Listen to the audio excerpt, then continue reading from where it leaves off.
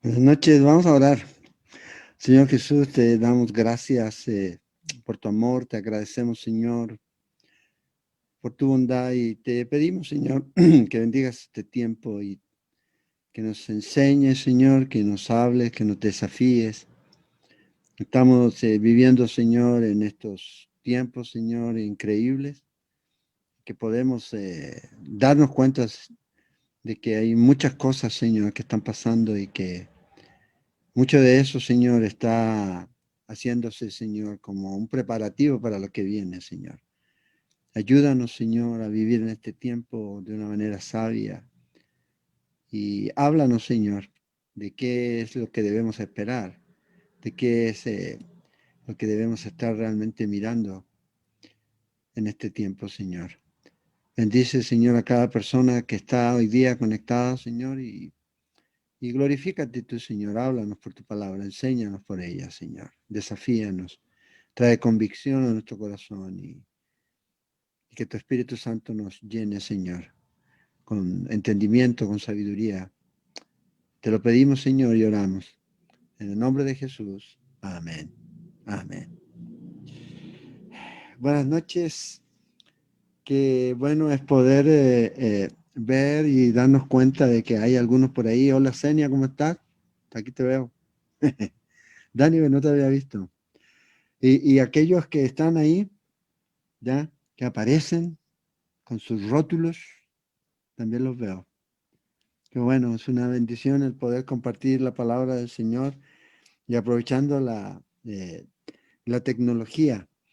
Eh, Hoy día vamos a mirar la segunda parte de nuestro estudio que comenzamos el domingo y hablar un poco acerca del sistema que se va a implantar, un mundo globalizado, un mundo que va a estar concentrado, ¿ya? Con un sistema económico, con un sistema político, y también va a ocurrir que va a haber un sistema religioso, un solo sistema religioso. En esta noche vamos a mirar un poco acerca de esto y también darnos cuenta de que hay señales que se tienen que ir cumpliendo y especialmente en este tiempo, fíjense, ya estamos finalizando el año. Este ha sido un año bastante especial en muchas áreas.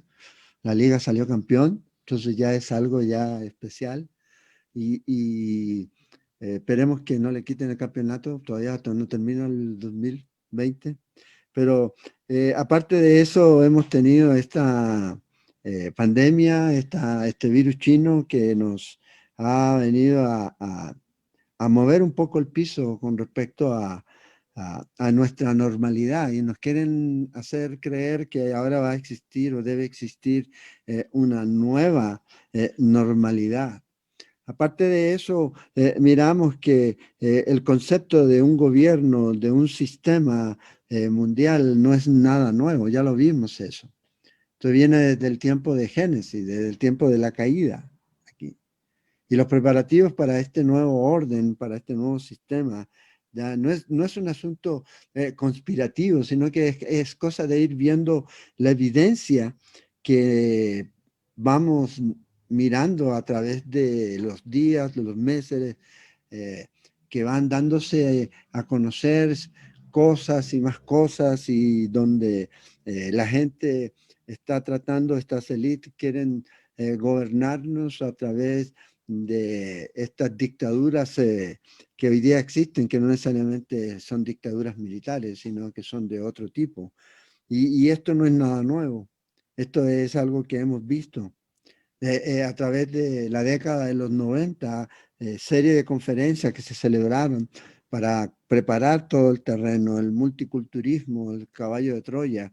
Y por eso es importante que nosotros, como dijimos el domingo, conozcamos el tiempo en el que estamos viviendo. Y es tiempo que el creyente sepa en el tiempo en que está viviendo. Tiempos en donde realmente, si usted mira, no es muy halagador a lo que se viene, y no es algo en el que uno diga, wow, qué rico que va a llegar el 2021 para aquellos que no tienen a Cristo, obviamente. Pero para los que tenemos a Cristo, nosotros sabemos que de una u otra forma, pase lo que pase, Dios está en control y Dios está reinando. Y un día el Señor va a cumplir su palabra. Pero nosotros tenemos que ir conociendo estos tiempos. En Romanos, cuando leímos el domingo, el apóstol Pablo hablando a los romanos, ahí en el capítulo 13, le dice que ya es hora de levantarse del sueño. La iglesia, el creyente, debe despertar. El creyente debe abrir sus ojos realmente y darse cuenta en el tiempo en el que está, como iglesia, con esas expectativas a veces que tenemos de poder ser aceptados por todos. Cuando realmente la verdad está en juego, tú vas a decir la verdad y la verdad lamentablemente va a ser atacada. Hombres que actúan impíamente, dice Pablo, se oponen a la verdad y se oponen a la verdad de Cristo Jesús. Porque el problema de todos estos sistemas globalistas o de este sistema en particular en el que se está preparando todo con respecto a este nuevo reseteo y todo lo demás, se llama los cristianos evangélicos, no la Iglesia Católica. El problema es ese, son los cristianos evangélicos que creemos que la Biblia es la autoridad, que la Biblia es la palabra de Dios, que creemos que Jesucristo es el único camino al cielo, que creemos en la santidad de la, de la vida. Estamos en contra de todas estas prácticas o estas ideologías que hoy día la gente está celebrando. Es increíble cómo hoy día podemos ver que hay lugares en donde están celebrando leyes que van en contra de la vida, de aquel ser que no se puede defender. Y cuando el cristiano habla esto y el cristiano cree lo que la Biblia dice, entonces obviamente se constituye en un enemigo de este sistema, un enemigo del mundo. Y eso es lo que nosotros tenemos que abrir nuestros ojos, estamos viviendo eso. Entonces, la Biblia a nosotros nos enseña de lo que va a ocurrir en el tiempo final, durante o antes de que el Señor regrese tanto por su iglesia como cuando el Señor regresa con su iglesia. Y una de las características que nosotros podemos mirar y encontrar en las escrituras es el globalismo. Y esto tiene que ver con este sistema mundial que se va a centrar básicamente en controlar la vida de las personas por parte de un gobierno, de un grupo que va a dirigir las vidas de todas las personas. Por eso es importante borrar todo lo que tenga que ver con patriotismo. Ahora ya queremos, todos quieren ser, van a obligarnos a creernos ciudadanos de este mundo. Aparte, olvidándose de que usted es costarricense, de que usted es chileno, de que usted es americano, etcétera. Y hacia ese punto va, hacia ese sistema. ¿Producto de qué va a aparecer este sistema o se está proyectando? Producto de las dificultades que está enfrentando la humanidad. Y voy a mencionar dos esta noche, para luego quiero pasar a mirar un pasaje ahí en el libro de Daniel. Y una de las cosas que nosotros vemos que va a existir, y esto es interesante, porque a veces nosotros como cristianos tenemos unas ideas, ya unos pensamientos a veces que no son bíblicos, que no se apegan a la verdad bíblica. Y la verdad bíblica dice esto: va a haber pobreza y va a haber hambre en los últimos días. Pero hoy día, ¿cuál es el caballito de batalla? ¿Cuál es el himno? El himno de la alegría. El himno es acabar con el hambre, acabar con la pobreza. Y los mismos cristianos se involucran en eso. Que no digo que esté mal. El problema es cuando perdemos la perspectiva. Vea lo que dice la Biblia. En el libro de Apocalipsis, en el capítulo 6, si está apuntando ahí, puede apuntar. Estos pasajes, luego, como nosotros estamos llevando nuestro estudio de Apocalipsis los domingos, vamos a profundizar más en ellos. Pero aquí en este pasaje de capítulo 6 de Apocalipsis habla tanto de la pobreza como de la hambre que va a existir en el tiempo del fin. Y este es un proceso. Dice en el versículo 5, cuando abrió el tercer sello al oír, dice, el tercer ser viviente que decía, ven y miré y aquí un caballo negro y el que lo montaba tenía una balanza en la mano. Y oía una voz de en medio de las cuatro seres vivientes que decían 2 libras de trigo por un denario y 6 libras de cebada por un denario. Entonces, el precio va a ser, se va a incrementar 12 veces más de lo normal, pero no dañe, dice el aceite ni el vino. O sea, lo que está diciendo aquí Juan, lo que él está viendo aquí en este pasaje de Apocalipsis 6, es que sencillamente el comer, lo básico, durante el tiempo del fin, va a significar que usted va a tener que gastar el salario de un día para comprar un pedacito de pan y algo más. Eso es lo que dice aquí. Jesús mismo habló acerca de esto en el libro de Mateo, capítulo 24, versículo 7. Y habrá pestes y hambres, dice, hablando el Señor acerca del tiempo del fin. En Mateo, capítulo 26, versículo 11, porque siempre dice, tendréis pobres con vosotros. Entonces, a pesar de todos los esfuerzos que el mundo está haciendo y quiere hacer, y algunos con una buena intención, beneficio de la duda, pero el punto es que no van a poder erradicar el hambre y la pobreza.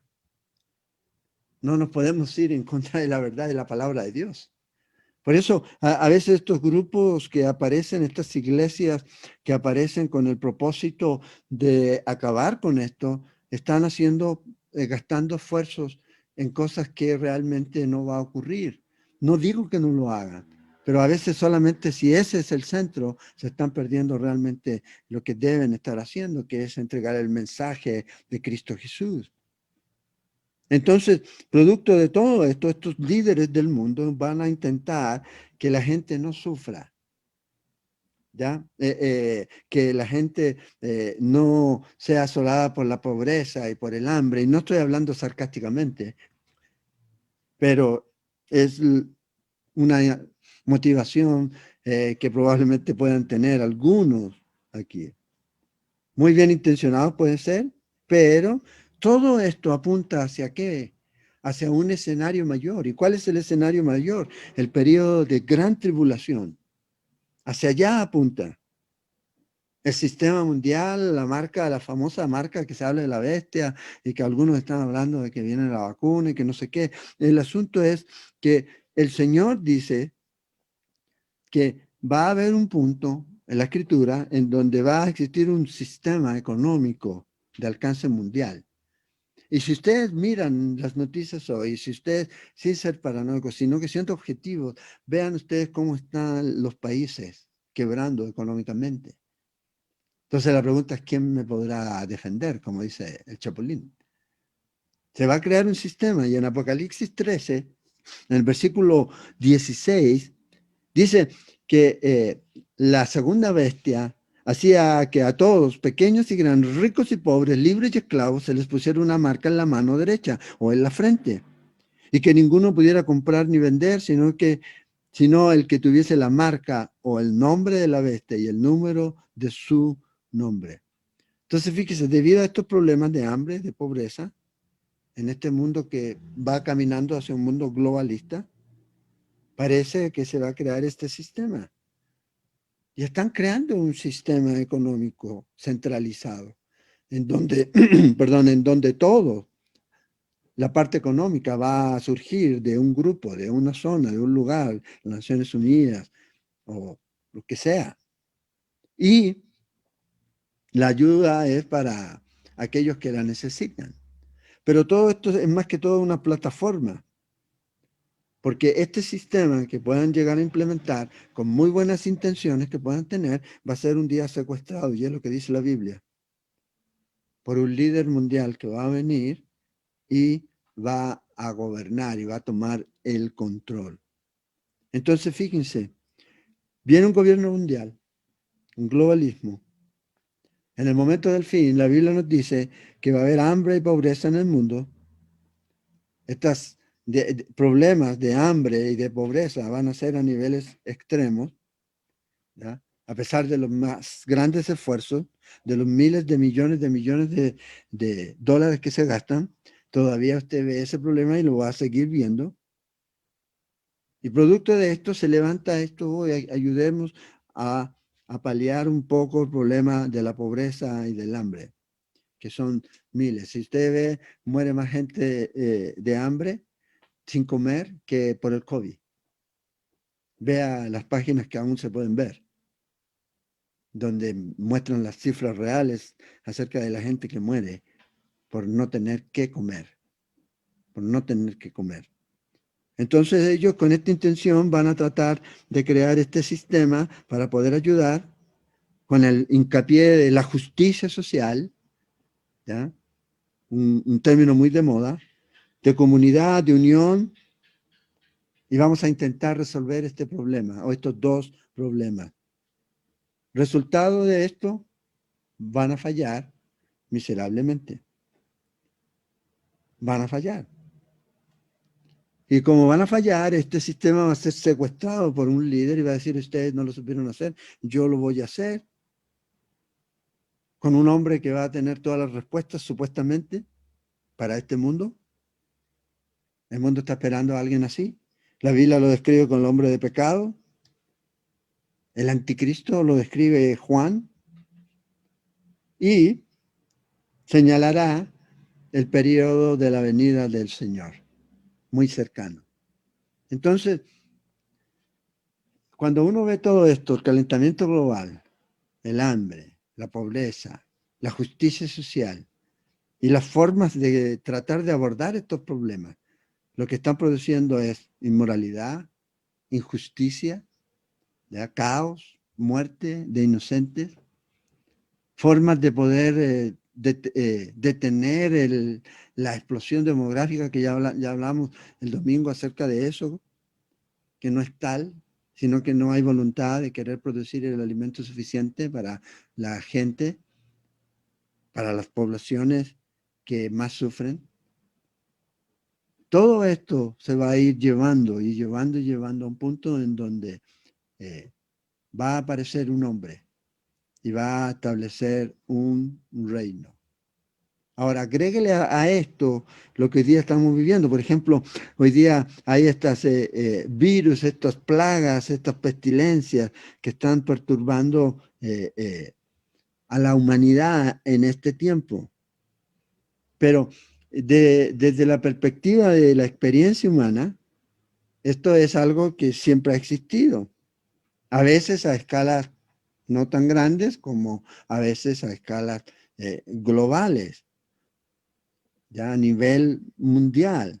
Ahora, cuando hablamos de plaga, inmediatamente a uno se le viene esto de Éxodo, las plagas de la Biblia, en el libro de Éxodo, las 10 plagas que están registradas ahí cuando el Señor sacó al pueblo de Israel de Egipto. Lo interesante es que esas plagas que se mencionan ahí no fueron producidas por el hombre, dice que fueron enviadas por Dios sobre el pueblo pecador aquí. ¿Y qué es lo terrible de todo esto para algunos? Porque ¿cuántos de ustedes han orado, ay Señor, que se acabe esto, que se acabe esto? La Biblia dice que así como va a haber hambre hasta el final, así como va a haber pobreza, también la Biblia dice que va a haber plagas, pestilencias hasta los últimos días. Fíjese lo que dice Mateo capítulo 24. El Señor Jesús hablando acerca del tiempo de la tribulación, porque versículo 7, se levantará nación contra nación, reino contra reino, y habrá pestes y hambres, terremotos en diferentes lugares y en todo será principio de dolor.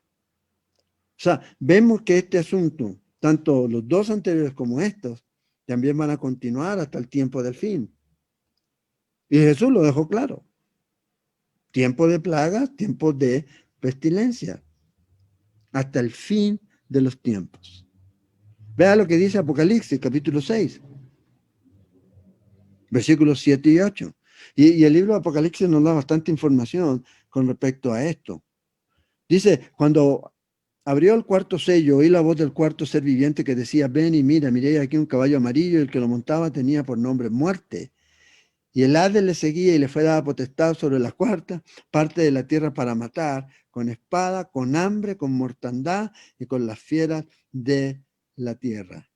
O sea, el caso de estas plagas que van a venir aquí, mencionadas en el libro de Apocalipsis, en estos juicios que vienen directamente de el trono de Dios, de la ira de Dios. Entonces, a veces nosotros, y ahí yo creo que hay que hacer un, un paréntesis muy importante y tomar una advertencia. No todo a veces lo que se está viendo tenemos que llegar a concluir ya de que estamos en el tiempo del fin. Pero sí sabemos que lo que está ocurriendo y lo que va a seguir ocurriendo va a llegar hasta el tiempo del fin. Hambre siempre han habido, sí, en diversos lugares, diferentes partes del mundo y todavía siguen existiendo, ¿ya? En donde personas sufren de hambre, personas no solamente no tienen que comer, sino que personas mueren de hambre. Lo mismo enfermedades y dolencias son parte habitual de la vida de muchas personas en muchas partes del mundo. Entonces a veces la gente, y esto es contextualizar, no es un asunto de, oh, el pastor nos va a meter miedo, no, es un asunto de tener la perspectiva. Y la perspectiva bíblica es que todo esto va a ir creciendo y va a ir creciendo y va a ir creciendo y cada día va a ser más y más. Pero también es que Dios va a permitir que muchas enfermedades, muchas plagas vengan a este mundo, producto del juicio de Dios sobre esta tierra. Pero no debemos concluir hoy, ok, llegó este virus, el SARS-2, y entonces ya el Señor viene mañana. No, pero lo que estamos viendo es que cada día las cosas se están acomodando y se están ajustando. La idea, a veces la gente no es producir alarma, pero sí es el mensaje de Dios de estar despiertos, no entrar en pánico, sino tener claridad de que el Señor ha permitido que esto pase con el propósito de que usted y yo podamos aprender una lección. Entonces, hay personas que siempre están, ok, este es el cumplimiento. Por eso, a esos que no creen que el libro de Apocalipsis es un libro que habla del futuro, que todavía no se ha cumplido, les gusta acomodar y encajar el libro de Apocalipsis en eventos que ya han ocurrido en la historia, o hay algunos que no han ocurrido, pero ellos lo inventan o lo hacen o lo fuerzan para poderlo hacer coincidir y lo espiritualizan. Pero no, lo que estamos viendo es que sencillamente hay eventos que se van a dar. Y el creyente no puede estar en pánico. No es un asunto de que mañana se acaba el mundo, mañana se acaba. No, no es un asunto de ese. Pero lo que sí es que el Señor viene por su iglesia. Por eso debemos estar orando y velando aquí.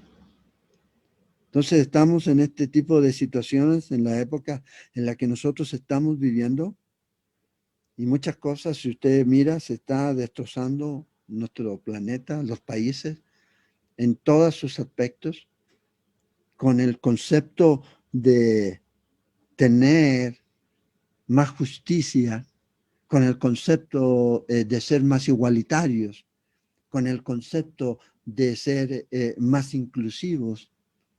Y vea usted lo que está pasando. No ha producido nada de eso, nada bueno. Nada bueno. Queremos justicia, no la vamos a ver en este mundo, como nos gustaría. Y a veces la justicia que nos gustaría a nosotros es solo para nosotros, pero no para nadie más. Y a veces hablamos de venganza más que de justicia aquí. Entonces, cuando llegue el tiempo del fin, el hambre, las plagas, las pestilencias, van a ser sin precedentes. Sin precedentes. Si no, ahora lo que estamos viendo es sencillamente eso. Principio de dolores. Pero no solamente van a ser estas señales, sino que van a haber muchas otras más. Entonces debemos tener en cuenta esto. ¿Ya? No debe usted entrar en el temor y cuidado con a veces cristianos, predicadores que hablan de poniendo fecha cuando el Señor va a venir, o que esto va a ocurrir y que esto no va a ocurrir, cuando algunos oraron para que el COVID no atacara y no demás, y no resultó, y después le echan la culpa a la Biblia. No debemos nosotros entrar en esto aquí. La palabra de Dios muchas veces es manipulada, abusada por estas personas.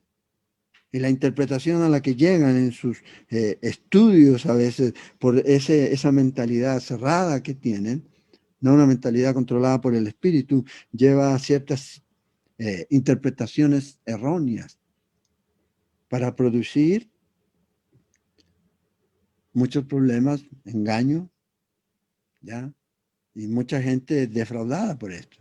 Cuando uno ve a través de la historia de la iglesia a personas que dijeron que el Señor iba a venir en tal fecha, en tal fecha, en tal fecha, y nunca vino, nunca vino, entonces mucha gente se defraudó por esto, pero no fue que falló la palabra, fue el hombre, por su mala interpretación, no la palabra de Dios. La palabra de Dios no falla. Ahora, ¿dónde se originan las plagas naturales o las pestes o todo eso? ¿Ya? Desde la caída. Desde la caída vemos el resultado de la caída del hombre. Comienza todo este proceso de plagas, pestilencias. Y una vez que el pecado entró en el mundo, el orden natural, que era perfecto porque fue creado por Dios, se desequilibró. Y ahí es donde Dios le hace esta advertencia a Adán. En el libro de Génesis, en el capítulo 2, Dios le da una advertencia a Adán. Entonces, si usted quiere rastrear el origen de las enfermedades, la pestilencia y las plagas, ¿ya? Lo puede hacer ahí al comienzo de la vida en la tierra, desde que el hombre pecó. Dios le advierte a Adán y le dice, esto es lo que va a pasar si tú pecas. Y vea lo que Dios le dice. Y tomó, versículo 15, capítulo 2 de Génesis. Tomó pues Jehová a Dios al hombre, lo puso en el huerto de Edén para que lo labrara y lo guardase. Y mandó Jehová a Dios al hombre diciendo, de todo árbol del huerto podrás comer, mas del árbol de la ciencia del bien y del mal no comeréis. Porque el día que de él comieres, ciertamente morirás. Entonces, vea, Dios tomó a Adán, lo puso en el huerto, le dijo, cuida el huerto, trabaja ahí, ¿ya? Y el Señor le da una ordenanza. Come de todos los árboles menos de este. ¿Por qué? Porque en el momento que comas de él, en que desobedezcas la orden que el Señor le estaba dando, en ese momento comenzarás a morir. Desde ese momento cambió todo. Su cuerpo iba a comenzar a descomponerse, su cuerpo iba a comenzar a ser susceptible a enfermedades, su cuerpo iba a ser sujeto y susceptible a la muerte, porque el Señor lo dijo que iba a ser así. No solo eso, sino que la tierra eventualmente también iba a deteriorarse con el tiempo. Además, ya la naturaleza iba a dejar de ser amigable con el hombre. El Señor le dice, va a comenzar a producirte cosas que no van a producir ningún beneficio para la humanidad. Producto de la desobediencia de Adán. Sobre la desobediencia de Adán. Y fíjense, en el capítulo 3, Dios aquí pronuncia un juicio contra Adán. Capítulo 3 de Génesis, verso 17 y al 19, dice, y al hombre dijo, por cuanto obedeciste a la voz de tu mujer y comiste del árbol que te mandé diciendo, no comerás de él, fíjate, el Señor le dice, maldita será la tierra por tu causa. Con dolor comerás de ella todos los días de tu vida. Espinos y cardos te producirá y comerás plantas del campo. Con el sudor de tu rostro comerás el pan hasta que vuelvas a la tierra, porque de ella fuiste tomado. Pues polvo eres y al polvo volverás. El Señor está pronunciando este juicio en su contra. ¿Por qué? Porque Adán pecó. Entonces, fíjese todos los efectos que ha tenido desde la caída del hombre. Todo lo que era perfecto, la naturaleza que tenía su perfección dada por Dios, va a comenzar a decaer. Ahora iba a ser un problema para los humanos.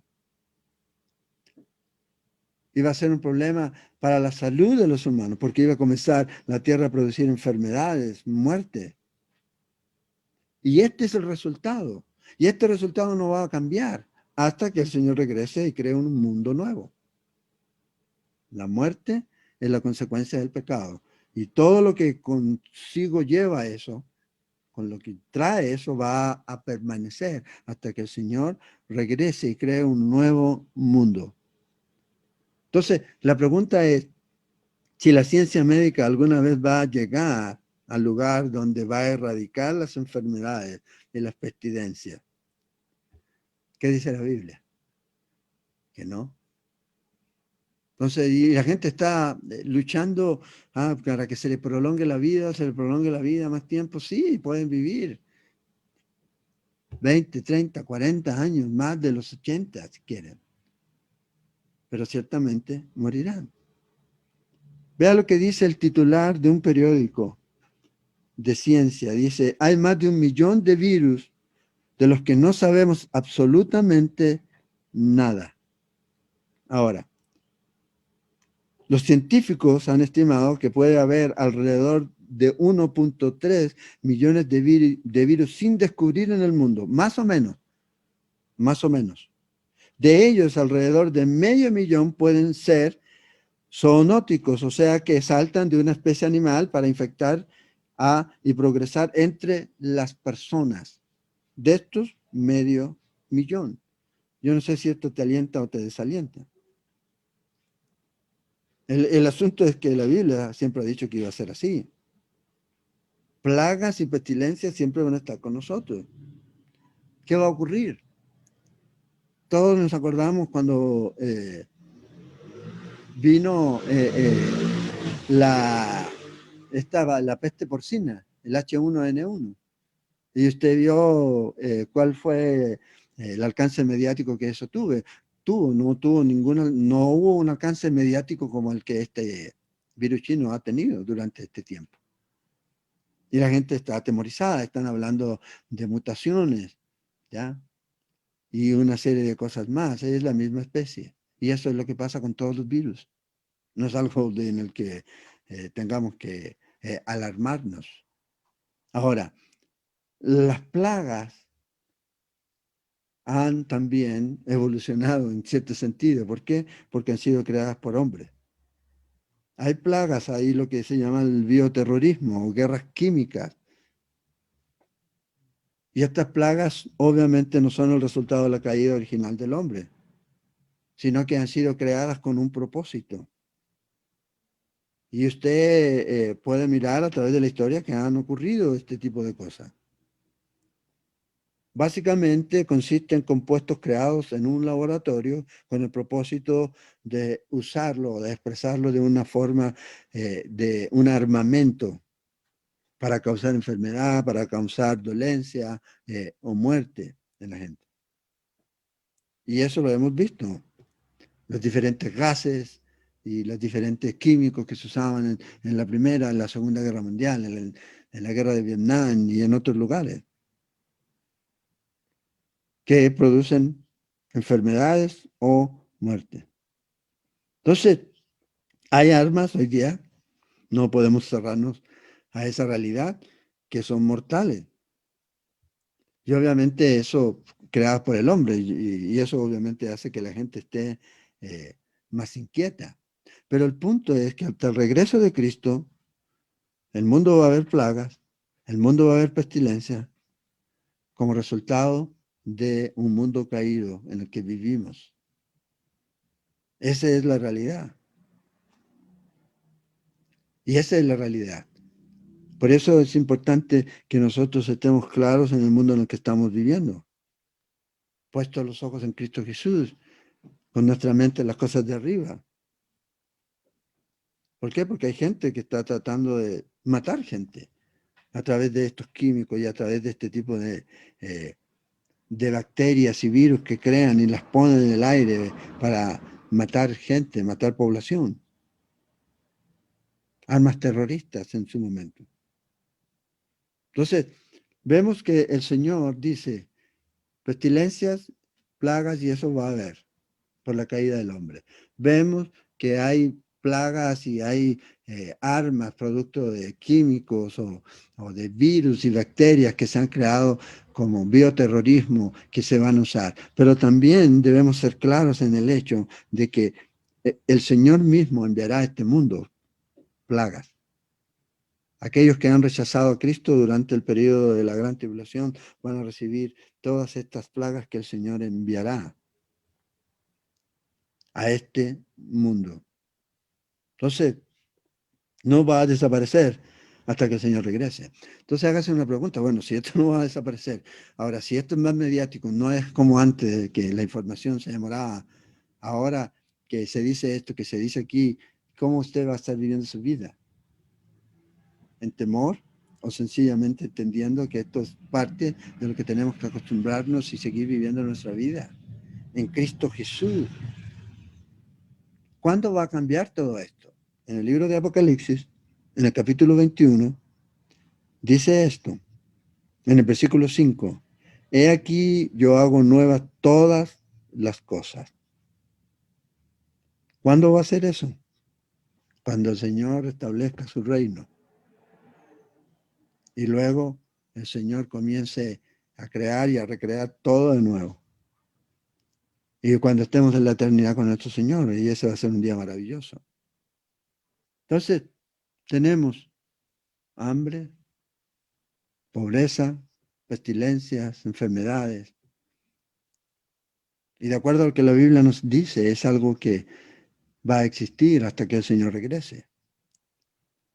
Entonces, debemos abrir nuestros ojos y ver cómo vamos a vivir y cómo estamos viviendo nuestra vida en este tiempo. Ahora, la Biblia también nos dice sobre el tiempo del fin, sobre un grupo específico de naciones que se van a levantar durante el tiempo del regreso de nuestro Señor Jesucristo. Un grupo de naciones conformado, ¿ya?, que proceden del antiguo imperio romano, van a jugar, dice la Biblia, un papel importante en el momento del fin. ¿Quién nos tiene que decir mucho de esto? Es en el libro de Daniel, en el capítulo 2. Hace 2500 años, Daniel interpretó un sueño del rey Nabucodonosor de Babilonia. Y el sueño que Nabucodonosor tuvo era un sueño que lo turbó, era un sueño que él entendía que había un significado detrás de eso, que no solamente era un sueño, sino que había algo más. Por esa razón llamó a todos los magos y adivinos y todos para que le pudieran dar a entender el sueño, que le contaran el sueño y a la vez su significado. Sabemos la historia dice que en el libro de Daniel, capítulo 2, que ninguno pudo hacer eso. Sin embargo, había uno, en este caso, Daniel, ¿ya?, que oró al Señor y le pidió al Señor que revelara ese sueño, y el sueño se fue revelado a Daniel por medio de Dios, y Daniel no solamente recibió el sueño, lo que el rey había soñado, sino también cuál era la interpretación. Y Daniel fue llevado a la presencia del rey. Y en el verso 26 del capítulo 2, respondió el rey y dijo a Daniel, al cual llamaban Belsasar, ¿podrás tú hacerme conocer el sueño que vi, su interpretación? ¿Ya? Una tentación interesante. De pronto hay algunos que dirían, claro, yo puedo. Pero la respuesta de Daniel en el verso 28 dice, pero hay un Dios en los cielos, el cual revela los misterios. Y le dice Daniel, no hay nadie que lo pueda hacer ni revelar, pero Dios sí. Y lo otro interesante que Daniel le dice al rey, ahí en ese verso 28, es que este sueño es para el tiempo postrero. Entonces Daniel dice, hay un Dios. Como ya hemos visto, Dios está en control. Y Dios habló a través de sus profetas y habla de los eventos futuros que van a tener acontecimientos durante el tiempo del fin. La Biblia habla acerca de eso. Y Daniel le dice, lo que tú soñaste tiene que ver con los últimos días.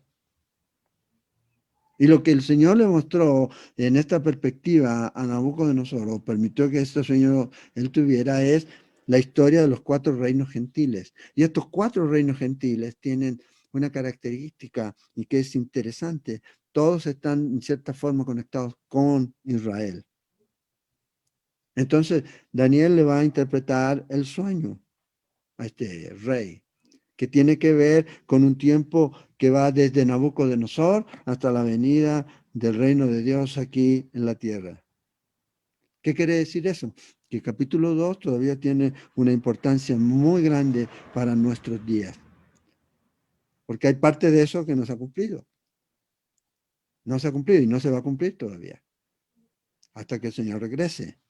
Y este es el sueño que él explicó, fíjate en el verso 31. Oh tú, rey, veías aquí una gran imagen, esta imagen que era muy grande y cuya gloria era muy sublime, estaba de pie delante de ti y su aspecto era terrible. La cabeza de esta imagen era de oro fino, su pecho y sus brazos de plata, su vientre de muslos y sus muslos de bronce, sus piernas de hierro, sus pies en parte de hierro y en parte de barro cocido.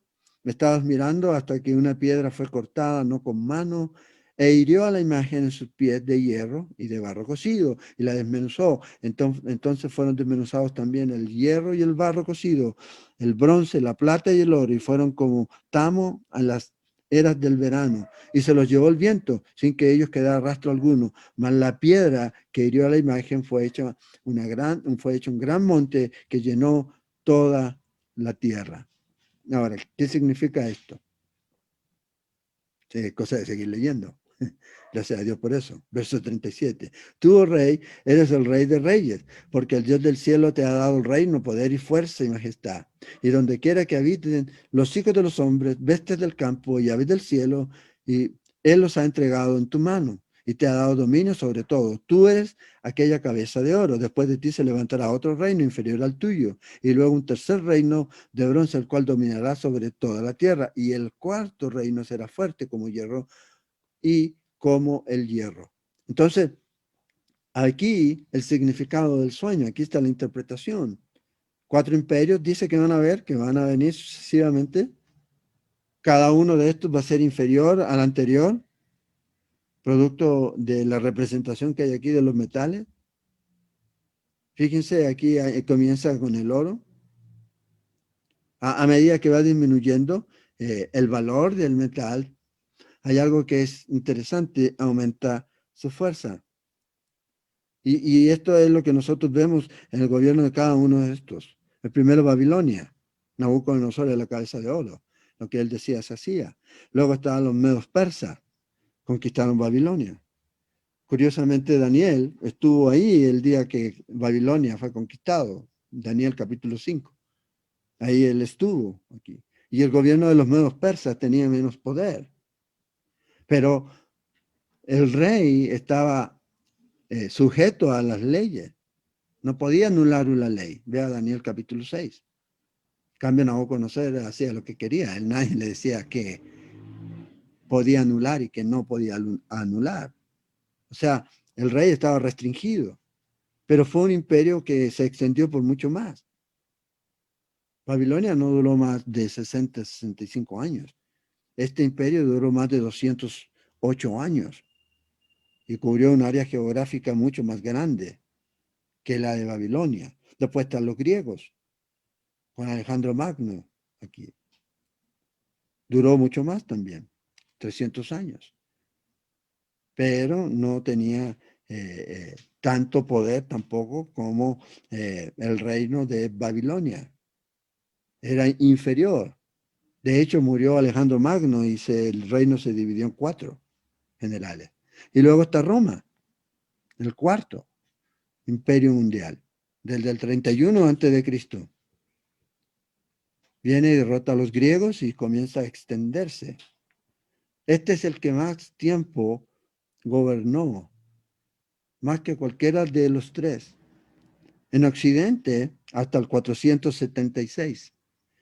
En Oriente hasta el 1453. Fue el imperio más grande, ¿ya? En cuanto a extensión también de terreno. Casi toda Europa, España, la isla inglesa, la India. Aplastaron todo lo que se levantaron en contra de ellos con violencia. Y este es el que superó a todos los otros. Pero era inferior en relación a los otros reinos. ¿Por qué? Porque el pueblo, así como el Senado, tenían el poder. Entonces no era que querían y hacía lo que ellos querían aquí. Entonces el rey Nabucodonosor, ese monarca absoluto que comenzó a gobernar. Y de ahí vinieron todos los reinos después de él. Eso se cumplió.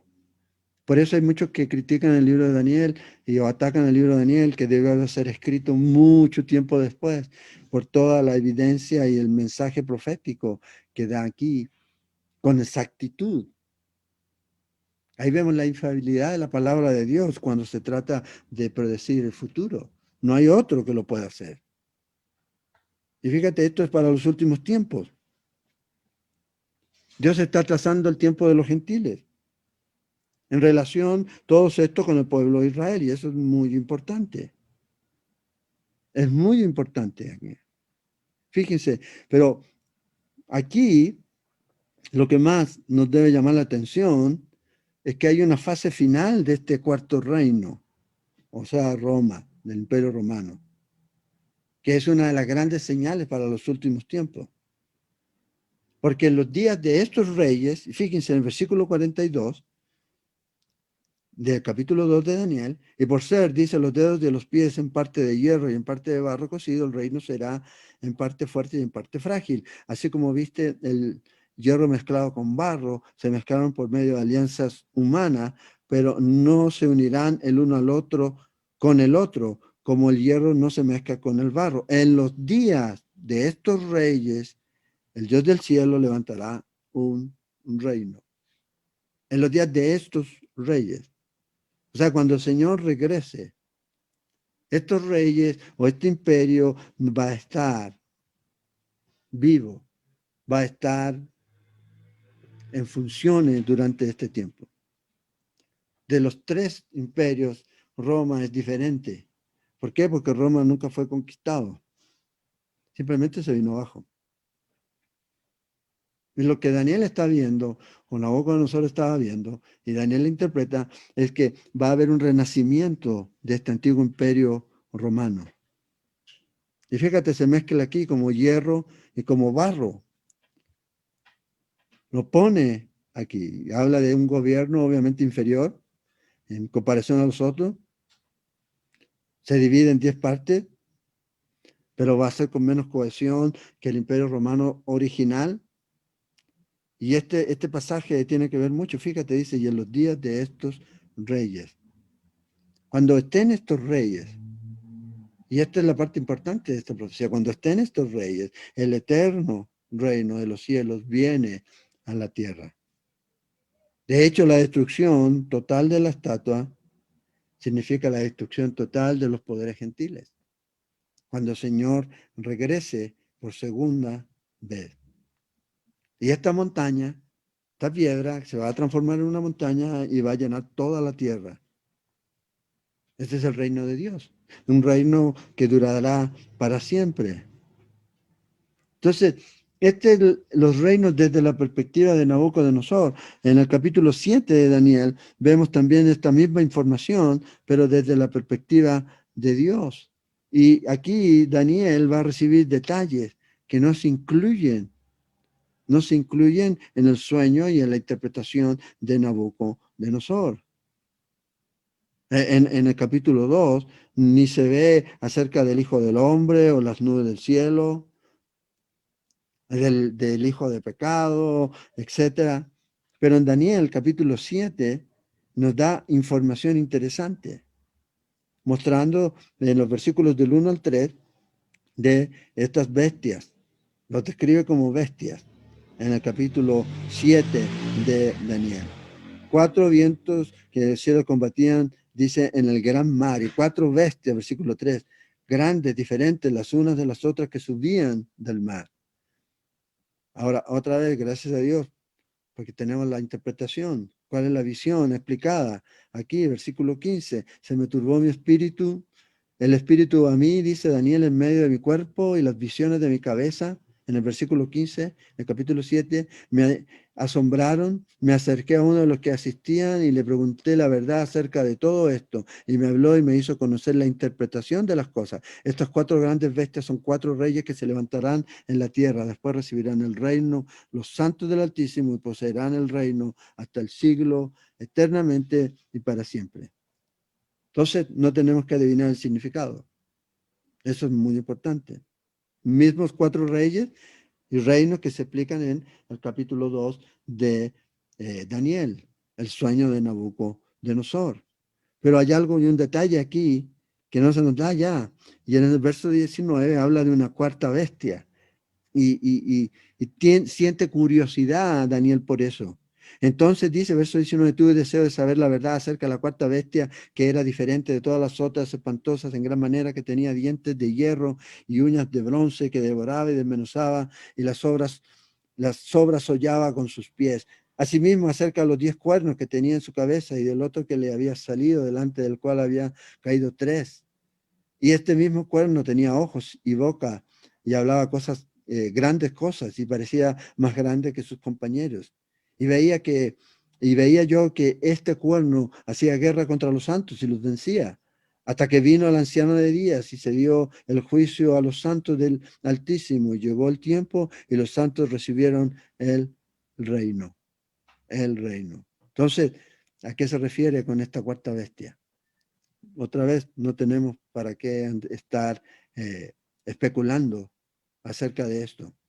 Versículo 23 dice, la 4ª bestia será un 4º reino en la tierra, el cual será diferente de todos los otros reinos. Y a toda la tierra devorará, trillará, despadecerá. Y los 10 cuernos significan que en aquel reino se levantarán 10 reyes o 10 naciones. Tras ellos se levantará otro, el cual será diferente de los primeros.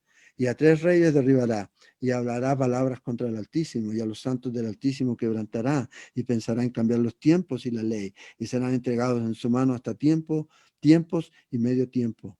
Pero se sentará el juez y le quitará su dominio para que sea destruido, y arruinará hasta el fin. Y que el reino y el dominio y la majestad de los reinos debajo de todo el cielo sea dado al pueblo, los santos del Altísimo, cuyo reino es reino eterno, y todos los dominios le servirán y obedecerán. Aquí fue el fin de sus palabras. En cuanto a mí, Daniel, mis pensamientos me turbaron y mi rostro se demudó, pero guardé el asunto en mi corazón. Entonces, fíjense las características o lo que podemos observar aquí cuando leemos esto. Primero, el 4º reino tiene que ver con una bestia, que es diferente, va a devorar todo a su paso. El mensajero celestial interpreta estos 10 cuernos como 10 reyes, que se van a levantar, dice, desde el 4º reino, o sea, Roma. En la segunda venida de Cristo pone fin a ese gobierno. Entonces, ¿qué quiere decir esto? Que estos 10 reyes deben reinar o deben estar reinando en el tiempo en el que Jesús regrese por segunda vez. Estos 10 cuernos son sinónimos de los 10 dedos, de los pies de la imagen de Nabucodonosor, del cuarto imperio, los romanos, imperio romano, los 10 dedos. Van a coexistir, van a estar ahí. Entonces, vean, aquí reyes y reinos son convertibles. Reinos o reyes. Nuestros reinos van a estar presentes aquí cuando el Señor regrese, como dice Daniel. Los reyes reinarán como un imperio. Para que eso ocurra deben estar existiendo. Lo mismo dice Apocalipsis, capítulo 17, versículo 12. A los 10 cuernos que he visto son 10 reyes que aún no han recibido reino, pero por una hora recibirán autoridad como reyes juntamente con la bestia. Estos tienen un mismo propósito, entregarán su poder y autoridad a la bestia. O sea, va a ser durante el tiempo de la tribulación, van a tener que estar ahí. Habla de un rey y un cuerno en particular, el cuerno pequeño que se menciona y que se va a levantar y va a someter a 3 reyes. Este futuro gobernante va a hablar cosas en contra de Dios y va a oprimir al pueblo, a los judíos, durante 3 años y medio. Va a estar ahí, oprimiendo duramente, parándose y poniéndose en el lugar de Dios. Sin embargo, esta opresión no va a durar todo el tiempo, dice. El reino de Dios lo reemplazará, un reino que dura para siempre. O sea, Daniel lo que estaba viendo era el tiempo del fin. Esto todavía no ha ocurrido. ¿Dónde está el reino de Dios? Si esto ya se cumplió, ¿dónde está el reino de Dios? Físicamente, reinando aquí. Esto es lo que el Señor va a hacer cuando regrese. Yo sé que hay gente que ha tratado de hacer revivir el Imperio Romano, pero no ha ocurrido. Lo que sí sabemos por seguro es que estos 10 reyes, estos 10 dedos de los pies de la imagen de Daniel, se van a hacer realidad un día. Y vamos moviéndonos hacia ese lugar. Con todo lo que está pasando, con todo lo que vemos nosotros en este sistema, en el mundo, esta globalización, este rey, estos hombres que quieren gobernarnos, las élites van a tener un líder y este líder va a establecerse y va a reinar y van a haber 10 reinos. Los judíos van a recibir y van a aceptar y se van a poner bajo la protección de este hombre, el anticristo, por haber rechazado al Mesías en el tiempo del fin. Este es el cuerno pequeño. Ahora, si él está vivo ahora, el anticristo, eso quiere decir que estamos cerca de la venida del Señor. Los judíos van a reconstruir su templo, este hombre de pecado los va a ayudar, eso no ha ocurrido. Eventualmente este hombre se va a volver en contra de los judíos y va a comenzar el tiempo de gran tribulación como nunca antes. Para que eso ocurra se necesitan primero los judíos existiendo hasta este tiempo. Hasta este tiempo. Ahí están, usted los ve. Ahí están como nación. Ya cumplieron más de 50 años ahí en Jerusalén. De estas mismas naciones, nosotros vemos que el libro de Apocalipsis nos habla acerca de ellos. Entonces, estamos viviendo en ese tiempo en donde la profecía, el desarrollo de la profecía, la preparación de la profecía está ocurriendo ante nuestros ojos. Usted ve al pueblo de Israel ahí, en la tierra de Israel, no en Palestina, en la tierra de Israel, en la tierra de Canaán. Ahí es el cumplimiento de la profecía. La profecía, el programa de Dios está avanzando justo a tiempo. Queda mucho todavía por cumplirse, pero todavía nosotros vemos lo que está ocurriendo y debemos decir, wow, Dios está haciendo correr su plan, su plan. Entonces, un día va a aparecer. La pregunta es para nosotros, ¿qué debemos hacer? La Biblia a nosotros nos llama y el Señor mismo nos llama a nosotros a examinar la evidencia. La gente a veces no cree en la profecía, pero no examina la evidencia. Primera de Tesalonicenses 5:21 nos dice, examinado todo. Todo. ¿Y qué implica eso? Implica usar nuestra mente. Tomar la escritura y pedir que el Señor nos ayude a entender. En 1 Juan 4:1 dice que no debemos creer a todos los espíritus, sino probarlos. ¿De qué manera probamos? Pensando, usando nuestra mente. Dios no quiere que usted no piense. No, Dios quiere que juzguemos todo. 1 Corintios 10:15. Juzgad vosotros lo que digo, dice Pablo. Y eso debe ser para cualquiera. Juzgar usted por medio de lo que dice la Escritura. Entonces Dios nos manda a probar la evidencia. Acuérdense, dice que debemos amar al Señor con toda nuestra mente. O sea, Dios nos anima a pensar, a investigar, a ver los hechos. Luego sopesar y luego evaluar la evidencia. Y luego tomarla. Y eso es lo que la Escritura nos insta a nosotros a hacer. Y nos enseña por medio de su palabra. Entonces, de hecho, este es el propósito por el cual el Señor Jesucristo vino. Vino a mostrarse, vino a que usted y yo lo pudiéramos conocer, que cada persona lo pudiera conocer. Imagínate, todo lo que era del Antiguo Testamento, el templo, los sacrificios, los rituales, ya no son necesarios porque todo eso apuntaban a Cristo Jesús. Entonces, ¿quién es necesario hoy día? Solo Jesús, Jesucristo. Entonces la pregunta es, ¿qué hará con Jesús durante este tiempo? Eventualmente todo ser humano va a estar delante del Señor un día. Algunos que han creído en Jesús experimentarán la vida eterna en su presencia, mientras aquellos que han rechazado pasarán la eternidad separados de Él. Cada uno debe decidir. Entonces, ¿cómo yo puedo saber si tengo vida eterna? Vea lo que dice Primera de Juan, y vamos a terminar aquí. Primera de Juan,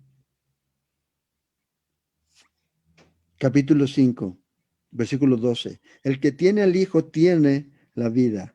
El que no tiene al Hijo de Dios no tiene la vida. Estas cosas os he escrito a vosotros que creéis en el nombre del Hijo de Dios, para que sepáis que tenéis vida eterna y para que creáis en el nombre del Hijo de Dios. Estas son, dice, las buenas noticias. Si uno cree en Jesucristo, puede saber que tiene vida eterna. Entonces la pregunta es si usted sabe si tiene o tiene vida eterna en Jesucristo. Esa es la pregunta. Los tiempos en los que estamos viviendo nos muestran la necesidad de estar anclados en Cristo Jesús, no lejos de Él. Lo que la gente necesita es tener la seguridad de la vida eterna. Y la vida eterna es calidad de vida, no solamente extensión interminable. Porque todos tienen vida interminable. Unos en el infierno y otros en el Señor. Pero la vida eterna es algo que Dios nos da a nosotros. Vida en la cual hay gozo, hay paz, hay consuelo, hay fortaleza, hay esperanza, hay confianza, hay el desafío de ir y llevar el mensaje a otros. Entonces, el Señor Jesús ya cumplió en su primera venida todo lo que se tenía que cumplir en cuanto a su profecía. ¿Qué quiere decir esto? Que todo lo que falta por cumplirse para su segunda venida se va a cumplir. No tenemos que ser ciegos a eso. No podemos aplicar la interpretación literal a la primera venida y espiritualizar la segunda venida cuando estudiamos las Escrituras. Tenemos que ser honestos en esto, en interpretar las Escrituras. Y esto es lo que nosotros vemos.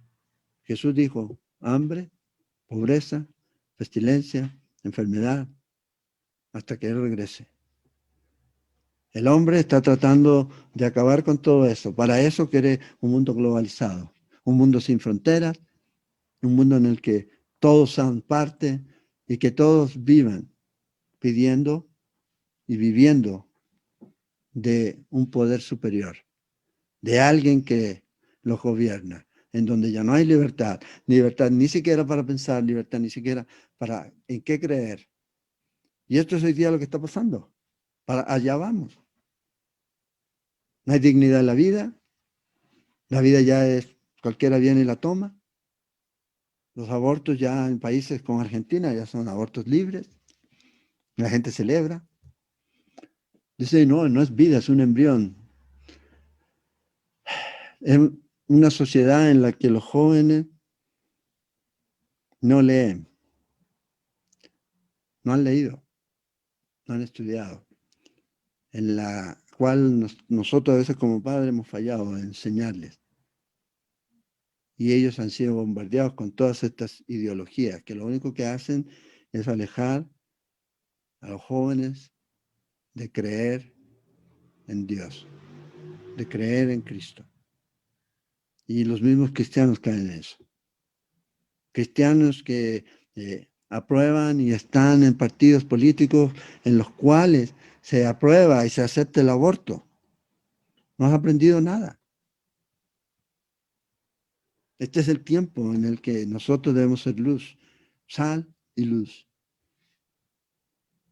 Sal y luz. Como iglesia, como cristianos, tener esa seguridad de que tenemos vida eterna, pero si tú no tienes esa seguridad de vida eterna, esta noche puedes orar y puedes tener esa seguridad al aceptar a Jesús como Señor y Salvador de tu vida. Y si usted está caminando por ese camino en donde está más cerca del mundo, con sus ideologías, aceptándolas, reconociéndolas, defendiéndolas, apoyándolas, a través de las redes sociales, a través de ese tipo de cosas, necesita arrepentirse. Arrepentirse. Y yo creo que ese es el tiempo de que estamos terminando el año y necesitamos ser sal y luz. Si no lo hemos sido, yo creo que es el buen propósito, ser más como Cristo. Más que adelgazar, más que tener un físico envidiable, algunos ya lo tenemos, pero el punto es ser más como Cristo, ser sal y luz. Tiempos mejores solamente en Cristo Jesús, para aquellos que confían a pesar de lo malo que pueda venir, saber que Dios está en control. Confiar en que Dios está en control. Entonces, el mundo está cada día más lejos de Dios. Espero que nosotros como creyentes estemos cada día más cerca de Dios, sabiendo que la única esperanza para el hombre es el Hijo Jesucristo. Y eso es lo que la gente necesita escuchar. Deje de defender cosas que van en contra de Cristo, en contra de la Biblia, en contra de la palabra de Dios. Y comience a enseñar el mensaje, que la única esperanza está en Cristo Jesús. Que por más que tratemos, no vamos a poder a lo mejor solucionar. Y no digo que no intentemos, pero digo que lo más importante es la eternidad. El que tiene al Hijo, tiene la vida. El que no tiene al Hijo de Dios, no tiene la vida. Punto. Te doy una casa, te doy un trabajo, pero si no te doy el Hijo, te estoy mandando al infierno. No te estoy dando la oportunidad de venir a Cristo. No te puedo dar casa, a lo mejor no te puedo dar trabajo, pero te puedo dar lo que tengo. Y lo que tengo es a Cristo Jesús. Y Cristo Jesús te puede dar todo lo que yo no te puedo dar. ¿Y qué es? Vida eterna. Cristo Jesús. Ese es el mensaje que debemos darle. Como Pedro, no tengo plata ni oro, pero lo que tengo te doy. En el nombre de Jesús, levántate. ¿Qué tienes tú? Eso es lo que tenemos. Eso es lo que trasciende para la vida eterna. Eso es lo que transforma las vidas. Entonces, ¿sabes que tienes vida eterna en Cristo Jesús? Si no lo sabes, ora esta noche conmigo. Vamos a orar. Señor Jesús, te damos gracias. Te agradecemos, Señor, por tu palabra. Te damos gracias, Señor, porque podemos, a través de ella, conocer el tiempo en el que estamos viviendo. Y oramos, Señor, para que tú nos ayudes, para que podamos, Señor, entender, no ser ignorantes, como dices tú en tu palabra, de los tiempos en los que estamos viviendo, sino que sencillamente reconozcamos el tiempo que vivimos y el tiempo es corto, los días son malos y necesitamos ser siervos útiles, siendo sal y luz, Señor, en este mundo, pidiéndote, Señor, que tú nos ayudes para poder brillar en este mundo, Señor, para poder entregar este mensaje a aquellos, Señor, que no te conocen. Oramos, Señor, para que tú traigas fortaleza. Y si hay alguien, Señor, en esta noche que nos ve, que nunca te ha recibido, que no tiene a Cristo en su vida, Señor, por ende no tiene vida eterna, pero ha recibido convicción de tu Espíritu y quiere entregar su vida a ti. Señor, que tú lo toques, Señor. Y si usted está en esa condición y quieres recibir a Jesús y tener la seguridad y saber que tienes vida eterna en Jesucristo, puedes orar conmigo y decir, Señor Jesús, en esta noche me arrepiento de todos mis pecados y te recibo y te acepto como el Señor y Salvador de mi vida, como el Hijo de Dios, el que murió por mí para perdonar mis pecados. Te acepto, Señor, y te pido perdón. Hazme una nueva criatura, dame un nuevo corazón y una nueva mente. Y ayúdame a servirte y a seguirte y a honrarte, Señor, obedientemente, en todo lo que tú requieras de mí, hasta que tú vengas, Señor, y por la eternidad. Te acepto, Señor, en esta noche, como el Señor y Salvador y Rey de mi vida. En el nombre de Jesús, oro, Señor. Te pido, Señor, que aquellas personas que han hecho esta oración, oro para que tú trabajes en ellos, Señor. Trabajes en su corazón y comiences esa nueva vida, Señor, en ellos. Oramos, Señor, para aquellas personas que no tienen trabajo. Marisela que pide que se abran puertas de trabajo, Señor. Oramos para que tú, Señor, proveas trabajo en este tiempo, Señor. Para ti no hay nada imposible, Señor. Oramos, Señor, y pedimos, Señor, por que nos ayudes a ser consistentes y persistentes, Señor, en seguirte, en amarte, con todas nuestras fuerzas, Señor, como pide Senia. Oramos por los enfermos, Señor, para que tú los sanes. Oramos por los que están tristes, para que tú los consueles, Señor. Oramos por Isela, te pedimos, Señor, tu consuelo para ella, Señor. Sanidad y fortaleza, Señor, para doña Berta. Oramos para que tú, Señor, continúes proveyéndonos, Señor, como lo has hecho hasta este día, Padre. Gracias, Padre, por tu fidelidad. Gracias, Señor, porque hasta este día nos has sostenido. Podemos decir confiadamente que tú, Señor, nos has guardado y hasta este día, Señor, nos has sostenido. Y saber confiadamente, Señor, que tú lo vas a seguir haciendo. Ayúdanos a mantenernos firmes. En Cristo Jesús oramos. Amén y amén.